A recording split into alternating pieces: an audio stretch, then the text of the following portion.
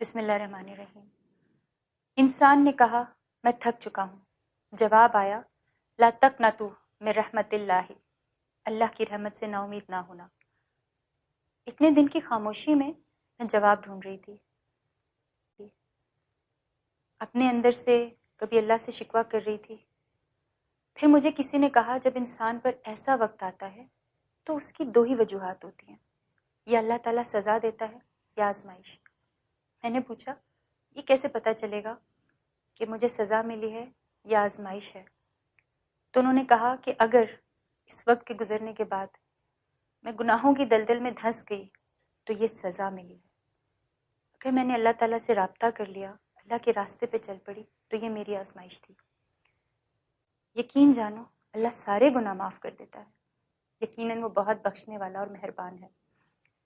جب میرا یہ ڈیٹا لیک ہوا تو ایک دم سے پوری دنیا میں وائرل ہوا، تو بہت سارے لوگ میرے پاس کام لے کر آنا شروع ہو گئے، ٹی وی کمرشلز، فلمیں، ٹی وی پروگرامز، کانسرٹس۔ جیسا میں ہمیشہ کہتی ہوں کہ نیگیٹو وائرل چیزوں پر انفارچونیٹلی ہمارا رد عمل ہوتا ہے۔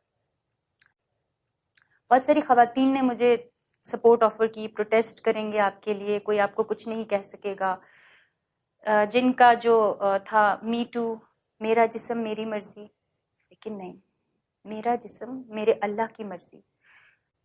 جو کچھ میں نے بنایا وہ تنہائی میں بنایا، وہ میرے اور میرے اللہ کے درمیان کی بات ہے۔ میں اللہ کی مجرم ہوں اور وہ دلوں کے حال جانتا ہے، وہ میرے آنسوؤں کو سمجھتا ہے۔